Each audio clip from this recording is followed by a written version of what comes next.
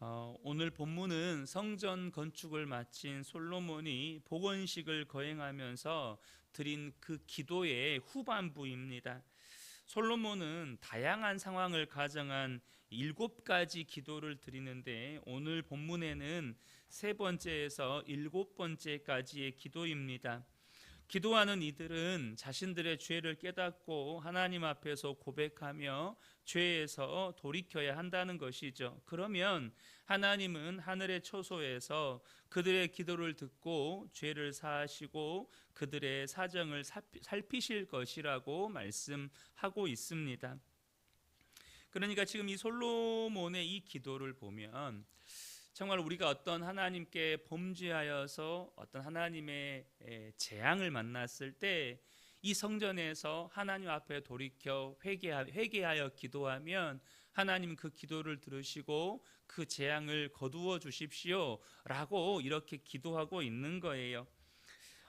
본문에 나오는 가뭄을 비롯한 전염병이나 병충해나 적의 침입과 같은 이런 재난들은 이 언약 백성의 죄에 대한 하나님의 징계 방식이었습니다. 그래서 우리가 오늘 읽었던 본문 26절 시작에도 뭐라고 되어 있냐면 만일 그들이 주께 범죄함으로 말미암아 하늘에 닫히고 비가 내리지 않는 주의 벌을 받을 때에, 그러니까 그들이 하나님께 범죄함으로 말미암아 하나님께서 벌을 내리시는데 그 벌을 내리시는 양식이 가뭄이나 전염병이나 병충해나 이런 전쟁과 같은 이런 재난을 통해서 하나님께서 징계하신다는 것이죠. 28절에 만일 이 땅에 기근이나 전염병이 있거나 곡식이 시들거나 깐부기가 나거나 메뚜기나 황충이 나거나 적국이 와서 성읍들을 에워싸거나 무슨 재앙이나 무슨 질병이나 있거나를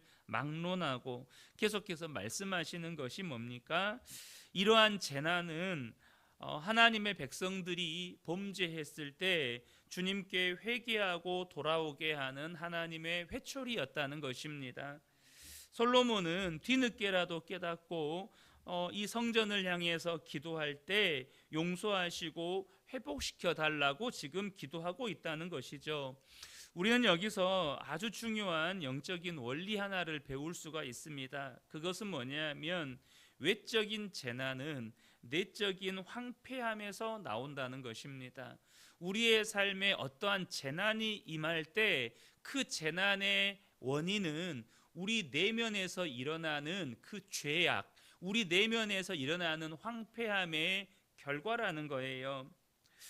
물론 성도의 삶에 찾아오는 그 모든 고난을 전적으로 이러한 시각으로 해석하면 오류에 빠질 수가 있습니다. 분명 성경은 우리가 예수님을 따라 살아갈 때 우리는 하나님께 속한 자들이기 때문에 세상에 속한 자들이 아니기 때문에 세상으로부터 미움을 받고 그로 인해 고난받게 될 것이라고 말씀하셨습니다. 요한복음 15장 19절, 너희가 세상에 속하였으면 세상이 자기의 것을 사랑할 것이나 너희는 세상에 속한 자가 아니요 도리어 내가 너희를 세상에서 택하였기 때문에 세상이 너희를 미워하느니라. 또한 우리의 대적 마귀는 우는 사자처럼 삼킬 자를 두루 찾아다니면서 성도들을 넘어뜨리려고 때로는 죄의 유혹으로 때로는 삶의 고난으로 우리를 공격하기도 합니다. 그렇기 때문에 베드로도 우리가 당하는 고난이 내가 죄의 유혹에 빠져서 당하는 고난도 있지만 정말로 주님을 따르다가 당하는 고난도 있다고 말씀합니다. 그러니 우리의 삶에 찾아오는 재난이나 또 어떤 어려움을 앞서 말씀드렸던 내 속에 있는 내적인 황폐함, 하나님께 범죄한 결과로서 내가 이런 고난을 당하는 거지, 이런 어려움을 당하는 거지라고 해석을 해버리면 우리가 심각한 오류에 빠질 수 있다는 거예요. 그러나 여러분, 본문에서는 내가 지금 하나님을 바라보지도 않고 있어요. 하나님의 말씀에 순종하지도 않고 있어요. 내 생각과 내 뜻대로 내 육신을 쫓아서 살고 있어요. 그러한 내 삶에 외적인 어떤 재난이 있다면 거기에는 하나님의 의도가 있다는 것입니다. 지금 내 삶에 어떤 어려움이 있을 때, 어떤 고난이나 삶의 재난이 있을 때, 그때 여러분 내 내면을 살펴봐야 된다는 거예요. 나는 지금 하나님의 말씀을 따라 살고 있나? 나는 정말 하나님의 말씀에 순종하며 살고 있나? 나는 정말로 하나님의 인도하심을 따라 살고 있나? 아니면 나는 정말로 내 마음대로, 내 뜻대로, 내가 원하는 대로 살고 있나? 살펴보아야 한다는 거예요. 그리고 그렇게 내가 하나님의 말씀대로 살고 있지도 않아요. 순종하지도 않아요. 내 마음과 내 뜻대로 살고 있는데 하나님께 어떤 재난이 있어요. 그것은 거기에서 돌이키라는 하나님의 사인이고 하나님의 징계의 회초리라는 것입니다. 단절되었던 하나님과의 관계를 회복하고 온전히 하나님을 경외하는 자로 돌아서라는 하나님의 회초리라는 거예요. 여러분, 부모가 자녀들이 잘못된 길로 가면 회초리 들잖아요. 그것도 여러분 부모의 사랑입니다. 여러분, 자녀가 지금 잘못된 길로 가고 있어요. 해서는 안 되는 행동들을 하고 있어요. 그런데 그것을 부모가 가만히 지켜만 보고 있다면 그것은 결코 자녀를 향한 사랑이라고 말할 수가 없는 것입니다. 때로는 자녀에게 눈물을 뺀다 할지라도 회초리를 들어서 그 악한 행동에서 돌이키게 해야 하는 것이죠. 그러므로 여러분의 삶에 재난이 있다면 그것을 그냥 지나치지 말라는 것입니다. 그것이 그리스도를 따라 살아감으로 감당해야 할 고난인지 아니면 내가 그리스도를 떠나 있기 때문에 당하는 재난인지를 분별하고 하나님의 의도대로 반응할 수 있어야 한다는 것입니다. 저는 우리 성도님들이 혹 지금 하나님의 말씀을 떠나 있고 그로 인해서 내 삶에 어떤 재난이 있다면 이제는 정말로 말씀으로 돌이키고 하나님께로 삶을 돌이키는 은혜가 있으시기를 예수님의 이름으로 축복합니다. 특이한 것은 솔로몬의 기도 가운데 이방인의 기도에 하나님의 응답을 구하는 간구가 담겨 있다는 것입니다. 32절 33절인데요. 주의 백성 이스라엘에 속하지 않는 이방인에게 대하여도 그들이 주의 큰 이름과 능한 손과 표신팔을 위하여 먼 지방에서 와서 이 성전을 향하여 기도하거는 주는 계신 곳 하늘에서 들으시고 모든 이방인이 주께 부르짖는 대로 이루사 땅의 만민이 주의 이름을 알고 주의 백성 이스라엘처럼 경외하게 하시오며 또 내가 건축한 이 성전을 주의 이름으로 일컫는 줄을 알게 하옵소서. 이렇게 지금 솔로몬이 기도하고 있다는 거예요. 솔로몬은 지금 유대인뿐만 아니고 이방인들도 성전의 하나님을 인정하면서 주님을 알고 경외하는 복을 주시라고 간구하고 있다는 것입니다. 먼저 이것에 대한 좀 배경적인 설명이 좀 필요한데요. 이방인은 성막이나 성전에 자유롭게 출입할 수가 없었습니다. 성막과 성전은 각각 지성소와 성소와 뜰로 이렇게 크게 구분이 되어 있었어요. 그리고 각 구역은 출입에 제한이 있었습니다. 지성소는 대제사장만 1년에 한 번 속죄일에 들어갈 수 있었고 성소는 제사장과 레위인들이 그곳에서 각자가 맡은 역할로 섬기는 장소였습니다. 그리고 이 성전 뜰은 일반 백성이 들어가서 제단에서 제사를 드릴 수가 있었죠. 그러나 이방인은 이 모든 공간에 접근할 수도 없었고 제사나 예배에 직접 참여할 권한도 없었습니다.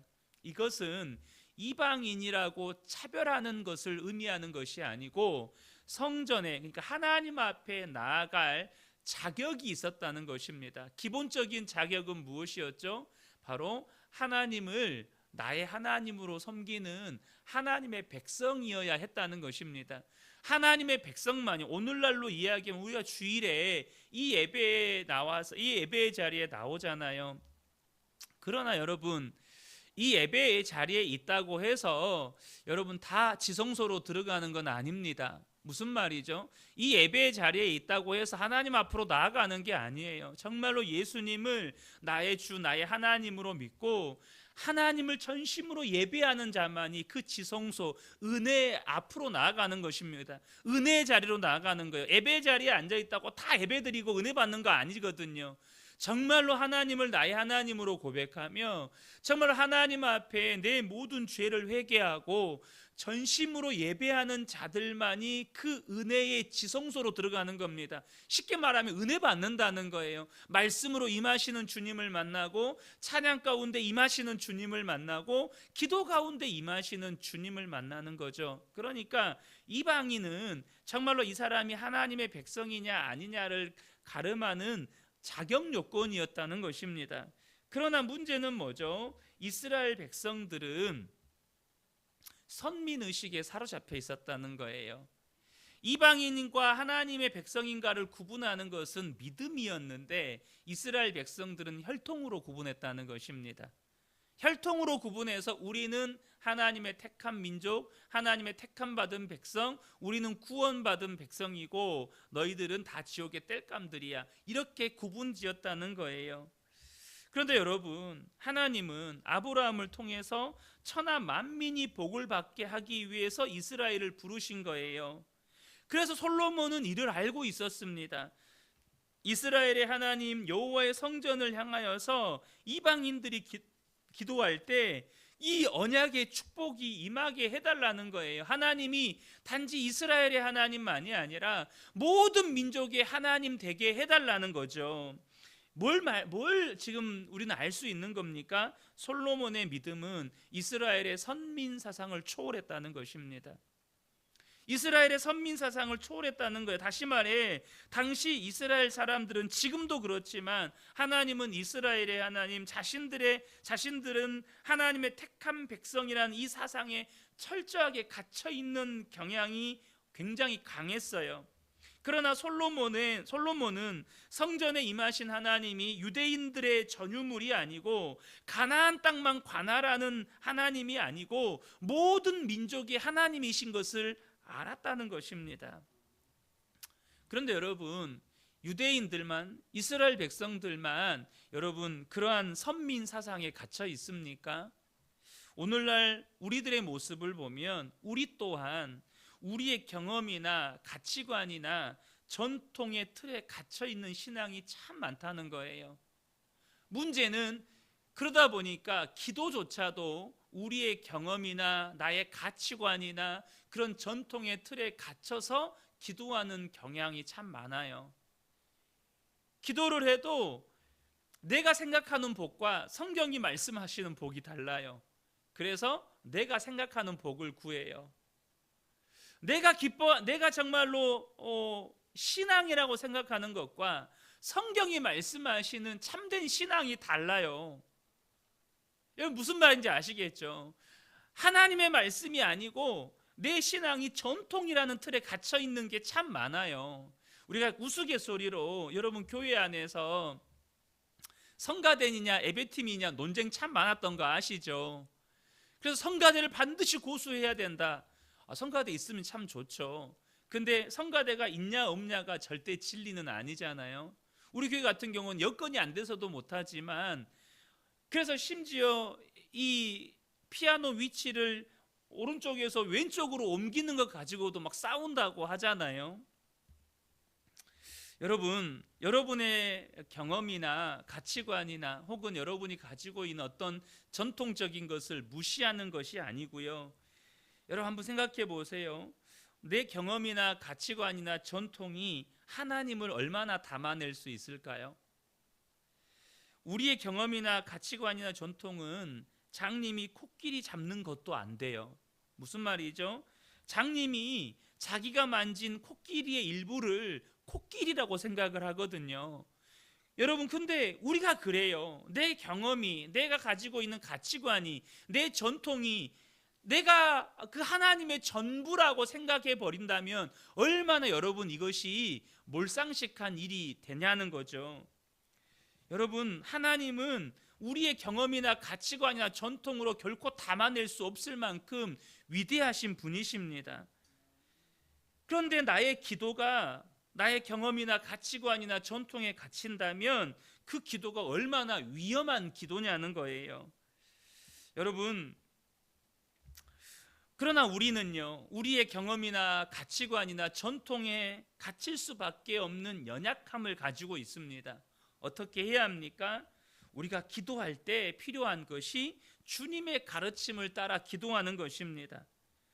그래서 주님이 먼저 그의 나라와 그의 의를 구하라고 기도하셨고, 무엇보다 주님이 가르쳐 주신 그 기도문에는 우리의 기도가 어떠해야 하는지도 가르쳐 주고 있다는 거예요.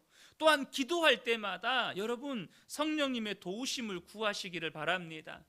성령님께서 내 감정, 내 생각, 나의 모든 마음을 주장하지 않으시면 여러분, 우리의 기도는 또 내 경험에 갇히고 내 신앙의 틀에 갇히게 되는 거예요.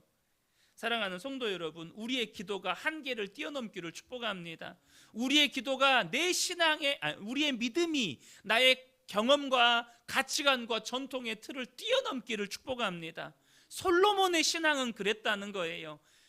유대인과 이방인의 경계가 없었다는 거예요. 솔로몬은. 저는 이 새벽에 함께 기도하는 우리 성도님들의 기도가 내 믿음의 한계를 뛰어넘고 내 기도의 한계를 뛰어넘어서 하나님의 나라와 뜻을 구하는 기도가 되시기를 예수님의 이름으로 축복합니다.